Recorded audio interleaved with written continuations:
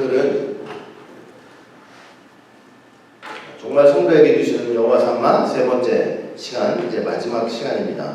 세 번째 시간 갖도록 하겠습니다. 오늘은 에스겔 성전의 특별한 특징 두 가지를 생각을 해보고 그렇게 마치도록 하겠습니다. 자, 우리 이제 여러 가지 내용을 봤지만 이 에스겔 성전 새 성전에는 특별한 두 가지 특징이 있어요. 그 첫 번째가 뭐냐면 사비부예요. 사비부. 자, 첫 번째 특징이 뭐냐면 사비부. 히브리어죠. 사비부. 자, 사비부라는 단어인데 이 사비부라는 게 무슨 뜻이냐면 히브리어로 이 사비부가 무슨 뜻이냐면 에워싼 혹은 둘러싼이라는 뜻이에요. 자, 이렇게 뚜삥 두르다 에워싸다 라는 의미가 바로 사비부예요. 사비부. 하나님께서 에워싸시고 둘러싸셔가지고 이렇게 보호하시고 지켜주시는 역사를 나타내는 단어가 바로 사비부예요. 사비부.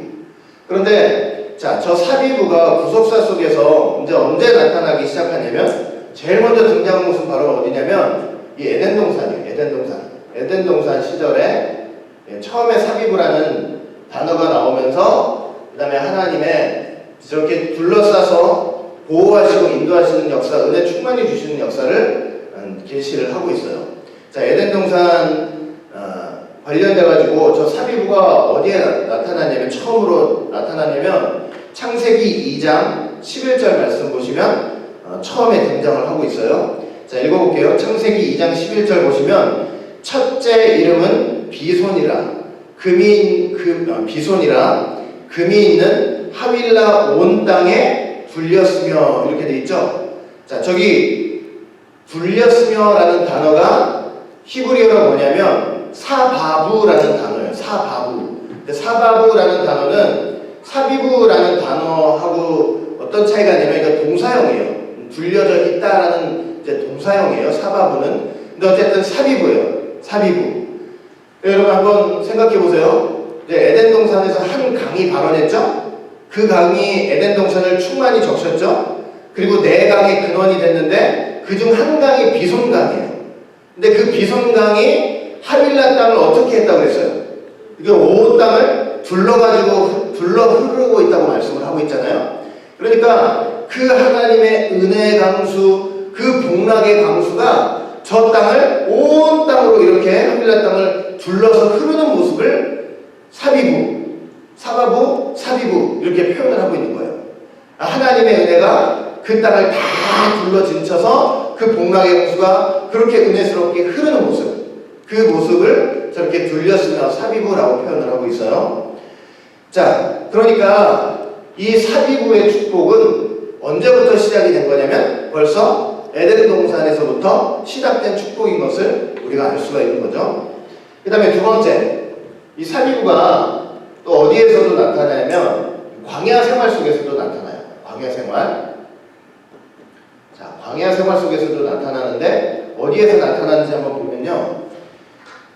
자, 신명기 32장 10절 말씀 보시면 자, 이렇게 돼 있어요. 신명기 32장 10절 여호와께서 그를 황무지에서 짐승의 부르짖는 광야에서 만나시고 호위하시며 보호하시며 자기 눈동자와 같이 지키셨도다 이렇게 말씀을 하고 있죠. 자, 저기 보니까 호위하시며 라는 단어가 나오는데 그 호위하시며 라는 단어도 사바부예요.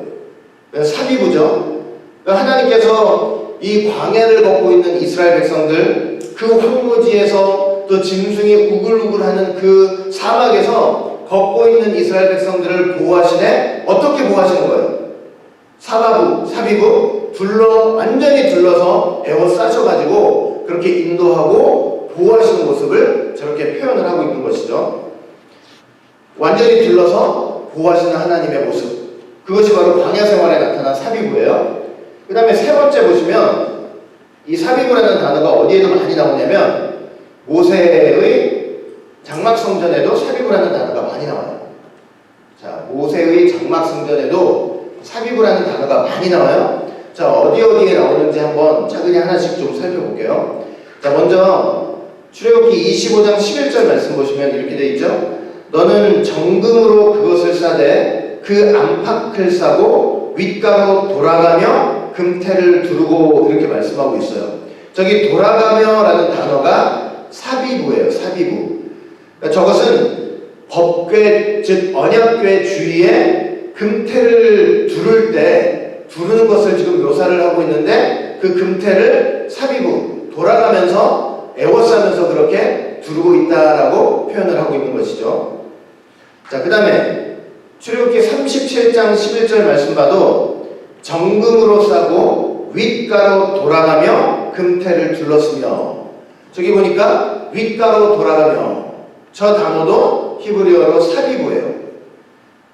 떡상 주위, 왜 성서에 보면 떡상이 있죠? 그 떡상 주위에 금태를 두르는데 그 금태를 두르는 모습을 사비부 이렇게 에워싸듯이 이렇게 둘러싸듯이 그렇게 금태를 싸고 있는 모습을 지금 보여주고 있는 거죠.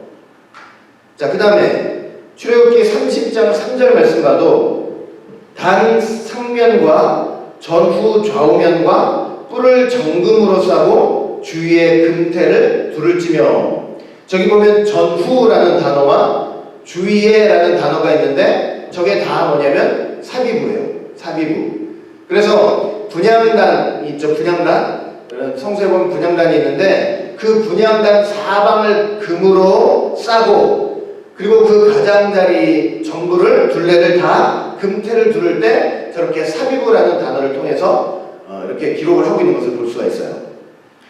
자, 그 다음에 출애굽기 38장 16절 말씀 봐도 뜰 사면의 포장은 세마포요 이렇게 말씀하고 있죠. 저 사면에라는 단어도 사비부예요.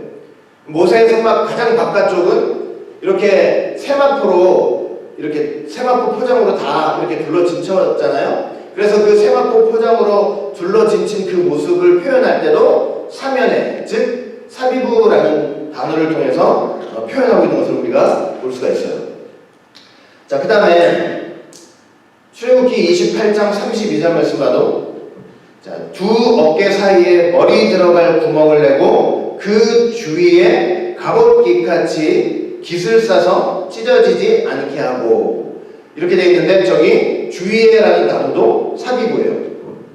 여러분 대제사장의 예복 중에서 뭐가 있냐면 에봇받침 겉옷이 있어요. 에봇받침 겉옷이 있는데 이제 머리 들어가는 구멍 있죠. 그 머리 들어가는 구멍을 그 둘레를 다 어떻게 했냐면 깃을 짜가지고 그걸 찢어지지 않게 만들었다는 것을 표현하는 거예요. 근데 그럴 때도 뭐라고 했냐면 사비부라는 표현을 통해서 단어를 통해서 그렇게 표현을 한 거죠.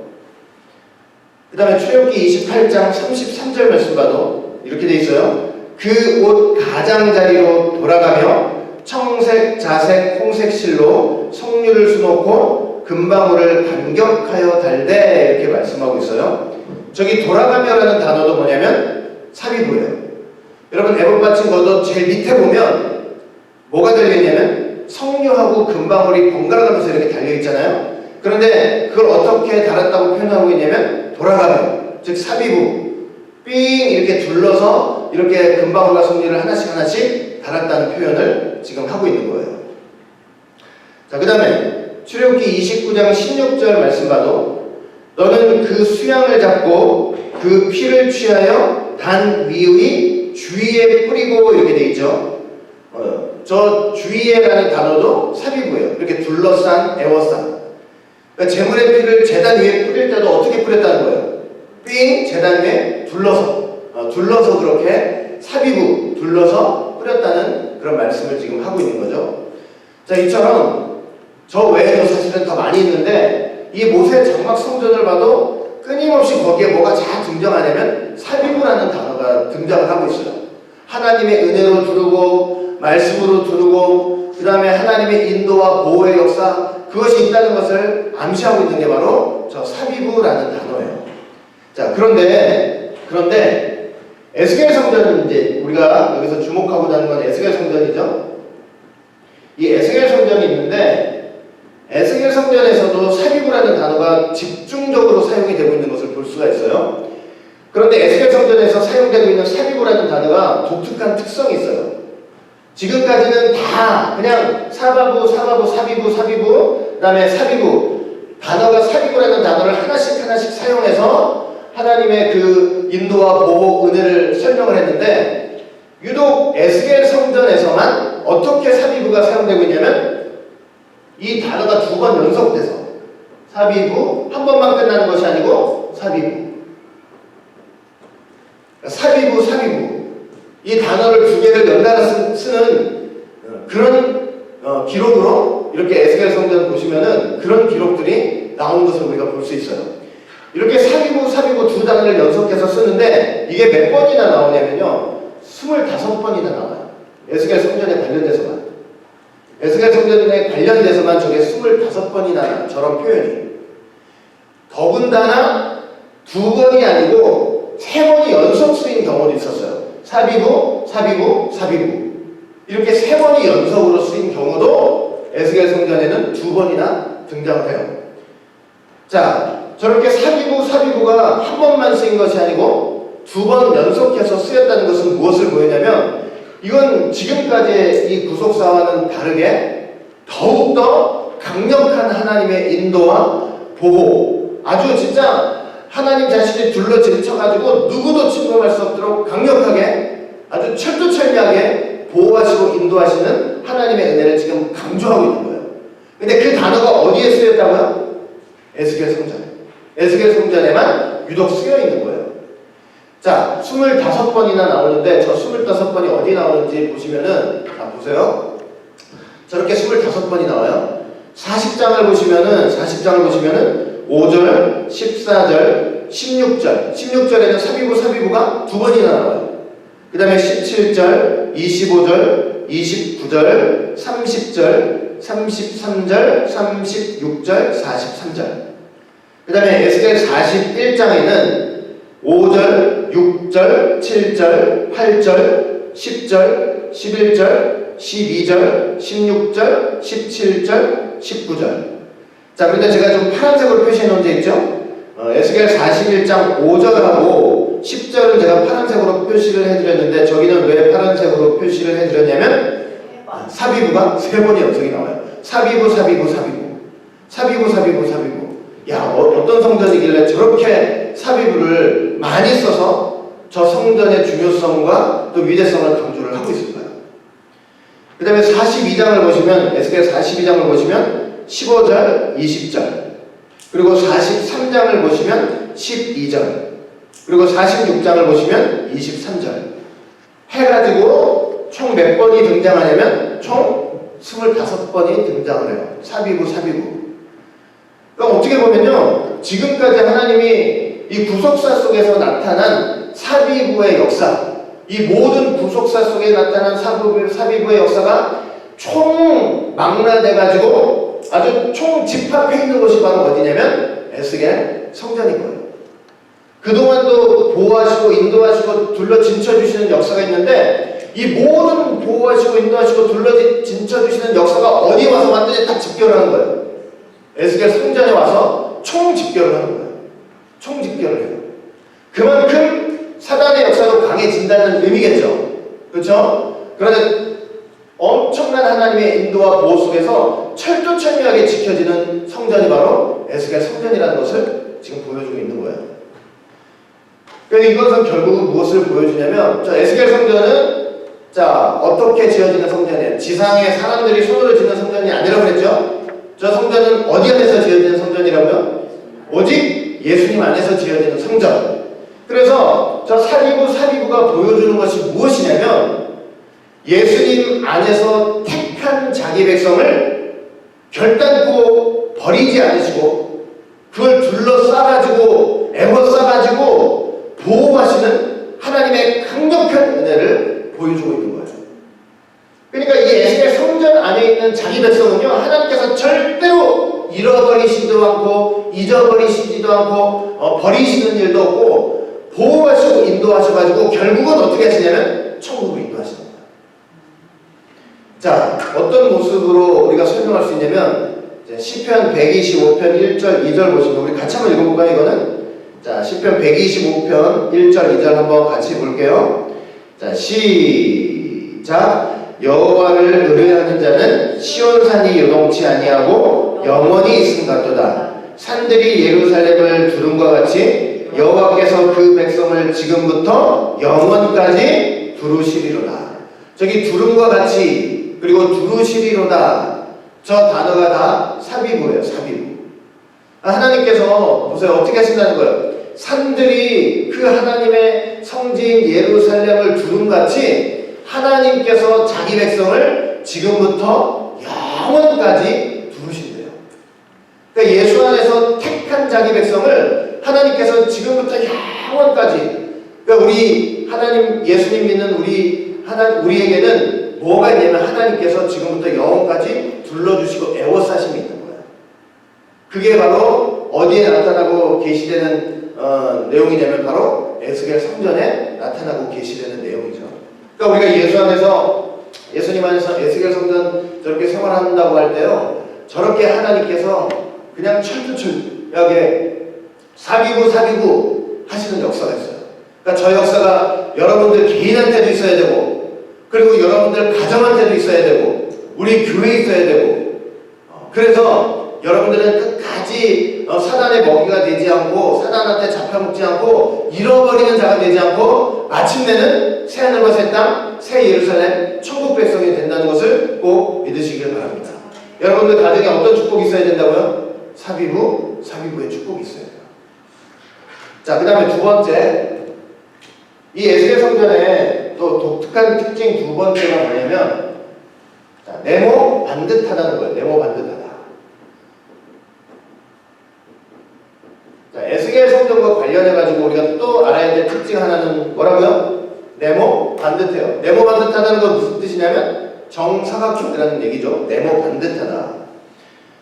자, 그래서 어떤 것들이 네모 반듯한지 한번 볼게요. 첫째, 자, 거룩하게 예물로 드릴 땅. 자, 거룩하게 예물로 드릴 땅이 네모 반듯해요. 자, 어디 한번 볼까요? 에스겔 48장 20절 말씀 보시면 이래요. 그런즉 예물로 드리는 땅의 도합은 장도 25,000척이요 광도 25,000척이라. 가로 세로가 다 25,000척이죠. 너희가 거룩히 구별하여 드릴 땅은 성읍의 기지와 합하여 네모 반듯하다. 자, 우리가 에스겔 성전 할 때는 그 성전만 보는 게 아니고요, 에스겔 40장 이후로 보면 성전만 있는 내용이 아니고 이스라엘, 이제 회복된 이스라엘의 모습을 다 기록해주고 있어요. 그러니까 지파마다 다 회복돼가지고 자기들의 기업을 다 차지하고 있어요. 그런데 그 이스라엘 땅에서 뭐냐면 특별히 예물로 드릴 땅이 있어요. 예물로 드릴 땅이 있는데 그게 지금 이렇게 정사각형 모양이에요. 이 한 길이도 25,000척이고 이 한 길이도 25,000척이에요. 그런데 이렇게 예물로 드릴 땅 가운데 뭐가 있냐면 여기 성전이 세워지는 거예요. 에스겔 성전이 여기 세워지는 거예요. 그러니까 회복된 이스라엘 땅 중에 예물로 드릴 땅이 있는데 그 가운데 성전이 세워지는 거예요. 성전이. 알겠죠? 그 다음에 두 번째. 자, 뭐도 네모타냐면 이제 성전이 세워지잖아요. 이 성전이 세워지는데 이 성전에 담이 두 개인데 성전의 외곽 담도 네모 반듯해요. 성전의 외곽 담도 네모 반듯하다. 자, 그래서 한번 볼게요. 에스겔 42장 15절 20절 말씀인데요. 좀 한번 자세히 보세요. 자, 눈으로 한번 잘 보세요.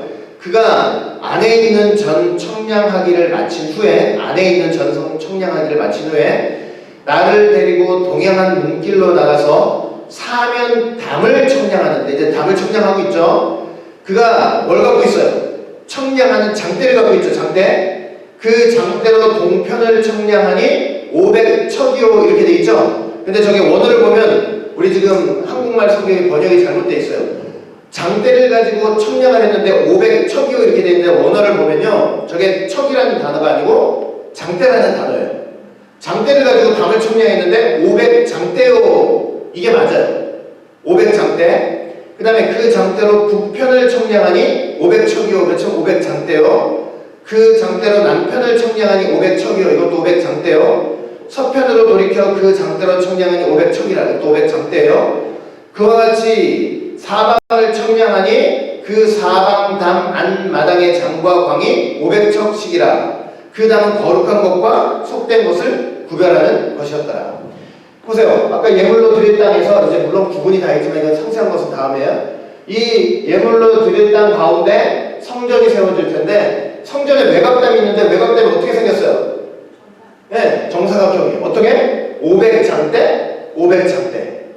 근데 500장대면 이 500장대가 약 이제 우리가 좀 쉬운 그 표기로 하면은 약 1596m 정도가 돼요.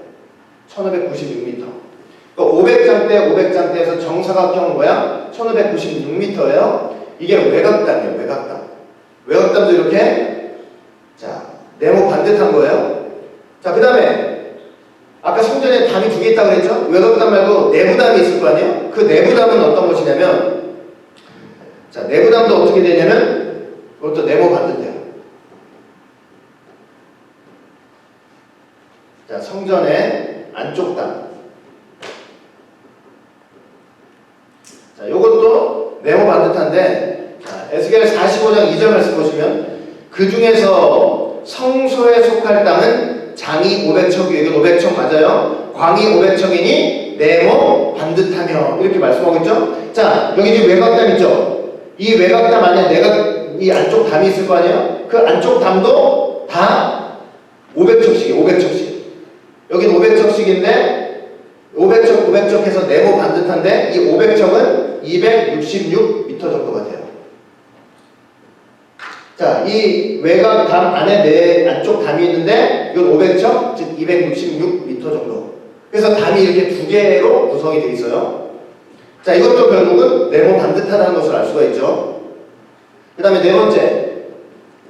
자, 어디도 네모 반듯하냐면 이제 성전이 있잖아요. 이제 실질적으로 담 안에 이제 성전이 있어요. 성전이 있는데 그 성전의 앞쪽에 있는 뜰을 안뜰이라고 해요. 안뜰. 성전 앞쪽에 있는 뜰을 뭐라고 그런다고요? 안뜰. 안뜰이라고 그러고 그 안뜰 안에 뭐가 있냐면 번제단이 놓여 있어요. 자, 안뜰이 있고 그 안뜰 안에 번제단이 놓여 있어요. 그런데 이 안뜰과 그 안뜰 안에 있는 번제단도 네모 반듯해요. 자, 어떻게 네모 반듯한지 보자고요. 자, 에스겔 40장 47절 보니까 40장 47절 그가 또 그 뜰을 청량하니 장이 100척이요 광이 100척이라 네모 반듯하며 제단은 전 앞에 있더라 이렇게 말씀하고 있죠. 자, 여기 지금 안뜰 있죠. 안뜰. 자, 안뜰이 보니까 어떻게 돼 있어? 각각 몇 척이래요? 100척이에요. 100척. 100척씩 네모 반듯한 안뜰이 있어요. 여기 성전은 여기 있고요. 자, 성전 여기 있는데 그 앞에 안뜰이 있는데 100척씩 100척씩 네모 반듯해요. 이건 53.2m 정도.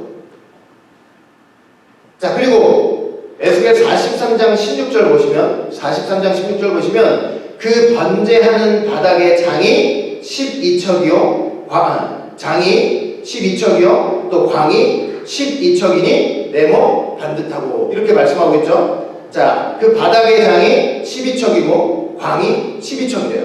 그러니까 이 앞에 이 지금 안뜰 안에 번제단이 있는데 번제단도 어때요? 번제단도 네모 반듯한 구조를 가지고 이 안뜰에 위치해 있는 거예요. 그래서 제가 지금 대표적으로 이렇게만 말씀드렸지만 에스겔 성전은 보면요 네모 반듯한 구조가 되게 많아요. 네모 반듯한 구조. 그러면 이렇게 네모 반듯한 구조가 보여주는 게 뭐냐? 이 네모 반듯한 구조. 자, 이것의 영적 의미는 뭐냐? 자, 이 영적 의미를 한번 볼게요. 네모 반듯한 구조의 영적 의미.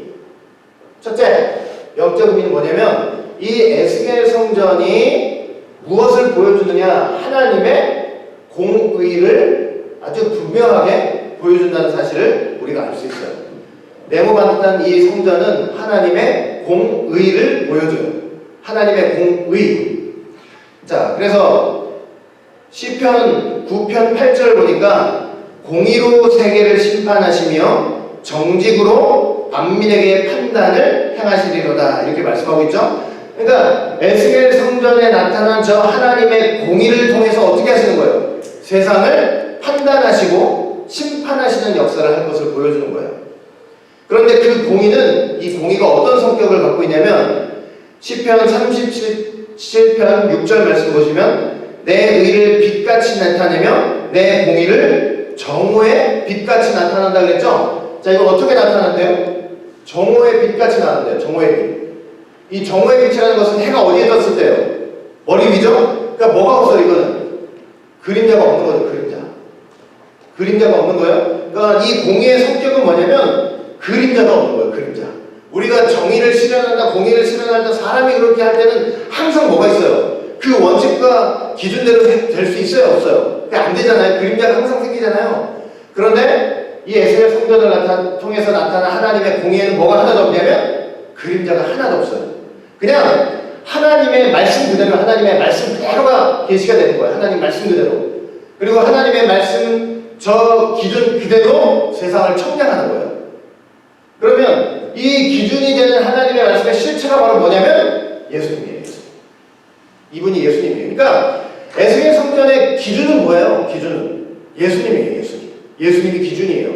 그래서 그 기준에 합당하니 합당하지 않냐는 거예요. 그러니까 우리 입장에서는 이 예수님을 믿느냐 불신하느냐, 이게 우리가 청량을 당하느냐 못 당하느냐의 기준이 되는 거예요. 예수님 자신이 기준이 되니까 예수님을 믿느냐 예수님을 믿지 않느냐. 그렇죠? 그리고 이 예수님을 믿는다고 해도 그 믿음 안에서 우리가 어떤 신앙생활을 해야 되냐면, 이 공이라는 것은 어떤 신앙생활을 하는 거냐면은 계시록 22장 12절 보면 보라 내가 속히 오리니 내가 줄상이 있어 줄상이 내게 있어 각 사람에게 어떻게 갚아준다고 그랬어요? 그의 일한 대로 갚아준대요. 그러니까 에스겔 성전에 나타난 하나님의 공의 실체는 말씀이고 예수님 자신인데 그 예수님을 믿어야만 청량의 대상이 되는 거예요. 그리고 그렇게 믿는 것으로 끝나는 것이 아니고 그 믿음 안에서 어떻게 해주시는 역사예요. 어떻게 하는 역사예요. 그 믿음 안에서 내가 일한 대로 하나님께서 갚아주시는 그 공인 거예요. 알겠죠? 그런 공의가 드러나는 것이 바로 에스겔 성전이에요. 내가 애쓰고 노력하고 일한 대로. 자, 그 다음에 두 번째, 이 네모반듯하다는 것의 영적 의미는 뭐냐면 하나님의 사랑에는 뭐가 없다? 차별이 없다는 거예요. 차별이 없다. 네모반듯하잖아요. 네모반듯. 그러니까 어디든 똑같아요. 어디든 다 똑같아요. 하나님의 차별 없는 사랑을 보여주는 거예요. 이 에스겔 성전에는 하나님의 차별 없는 사랑이 있다. 그래서 로마서 3장 22절 말씀 보시면은 곧 예수 그리스도를 믿음으로 말미암아 모든 자에게 미치는 하나님의 의예요. 예수님을 믿음으로 말미암아 어떤 특정한 사람에게 미치는 하나님의 의가 아니라 그랬죠? 모든 사람한테 미치는 하나님의 의니 뭐가 없대요? 차별이 없대요. 로마서 10장 12절 봐도 유대인이나 헬라인이나 차별이 없습니다. 한 주께서 모든 사람의 주가 된대요. 누구 사람만의 주가 아니라 모든 사람의 주가 돼요. 믿는 모든 사람이에요. 모든 사람의 주가 돼서 저를 부르는 모든 사람에게 부요하시도다 말씀하고 있죠. 그러니까 사람은 이렇게 사람들끼리 살 때는 차별이 있을 수 있지만 어떤 사람이라고 해도 예수님 안에서 믿고 예수님 안에서 회개하고 예수님 안에서 힘써 일한다면요, 그 안에서는 하나님의 사랑에 차별이 있을 수 있어요, 없어요? 절대로 차별이 있을 수 없다는 것을 보여주는 거예요. 그게 바로 에스겔 성전의 네모 반듯한 구조의 의미가 되는 거예요. 그리고 마지막 세 번째, 이 네모 반듯한 의미가 뭐냐면, 자, 네모 반듯하다고 할 때 그 모양이 가지는 구조, 그 구조 자체가 주는 우리의 느낌이 뭐냐면 이 완전하고 안정됨을 보여주는 거예요. 완전하고 안정됨. 완전하고 안정된 구조를 보여줘. 안정된 구조요. 그러니까 뭐 지금까지 여러 가지 성전이 지상에 세워지는 역사가 있었지만 결국은 다 무너지고 이렇게 재건되고 또 무너지고 이런 역사가 있었잖아요. 그런데 에스겔 성전은요, 이 정사각형 구조를 통해서 우리에게 뭘 보여주냐면 이 성전은 아주 완전하고 안정된 성전인 것을 우리에게 보여주고 있어요. 그러니까 이거 무너지겠어요? 안 무너지겠어요? 이거 무너지지 않아요. 예수님 안에서 지어지는 성전이고 그 성전 그 성전에 있는 사람들이 결국 천국 갈 백성들이기 때문에 하나님께서 끝까지 지켜주세요. 아까 그래서 3위부가 있는 거예요. 절대로 이 성전은 사단 마귀가 침탈하거나 방해할 수 없어요. 궁극적으로 예수님의 몸된 교회인 에스겔 성전은요. 자, 예수님의 몸된 교회죠. 이 교회가 예수님의 몸된 교회죠. 우리가 다. 이게 에스겔 성전이죠. 이 에스겔 성전 예수님의 몸된 교회는요. 절대로 무너질 수가 없어요. 본질적으로 사단 마귀가 허물 수가 없어요. 무슨 말인지 알겠죠? 물론 지상에 있는 교회는 어쩔 수가 있어요. 지상에서 지금도 여전히 전투하는 이 교회는 때로는 무너질 수도 있고 다 할 수도 있어요. 그러나 궁극적으로 예수님을 머리로 모시고 이 몸인 이 교회 있죠. 그렇죠? 여기 이제 지상교회는 어떻게 돼요? 지상교회는 이 몸에 속한 경우도 있고 속하지 않은 사람들도 분명히 있을 거예요. 그러나 이 교회는, 이 본질적인 교회 자체는 이 에스겔 성전 생활은요, 절대로 이거는 사단마귀가 허물 수가 없는 거예요. 왜? 예수님이 세우신 교회이기 때문에. 예수님이 머리가 되신 교회이기 때문에. 이해가 되세요? 그러니까 반드시 이곳에서 하나님의 택한 백성으로 정말 성령의 하나님의 도우심을 구하면서 신앙생활 한다면요, 이곳에 있는 하나님의 백성들은 반드시 어떻게 되겠어요? 새하늘과 새 땅, 새 예루살렘으로 하나님께서 결국은 인도를 하시는 거죠. 그러니까 우리가 지금 마지막 이 종말의 시대를 살면서 우리가 지금 주님의 몸된 교회에서 에스겔 성전 신앙생활을 하고 있는 거예요. 그래서 이 성전, 이 모든 교회 생활, 성전 생활의 기준이 뭐예요? 기준. 오직 예수님밖에 없어요. 예수 그리스도. 예수 그리스도의 말씀밖에는 없어요. 그걸 붙잡고 있느냐? 그걸 잃어버리고 있느냐? 그걸 붙잡고 있느냐? 그걸 믿느냐? 믿지 못하느냐? 그게 결국은 이 하나님의 이 성전에 나타난 하나님 공이고, 그걸 붙잡고 있을 때 하나님의 차별 없는 사랑이 있는 것이고, 그리고 그렇게 택한 백성, 붙잡고 있는 한 택한 백성은 절대로 이 세상에서 넘어질 리가 없는 거예요. 알겠죠? 여러분들이 끝까지 이 성전 생활 안에서 승리하셔서 한 사람도 빠짐없이다. 여러분들은 여기 있는 사람들이 아니고 다 주님의 진짜 참 교회, 이 본질적인 교회 성도들이 되어서 이 에스겔 성전, 이 성전에서 생활하는 성도들이 되어서 하나님이 천국으로 인도하실 때 한 사람도 빠짐없이 천국으로 인도함 되는 귀한 성도들이 되시기를 주의 이름으로 축원하겠습니다. 우리 기도합니다.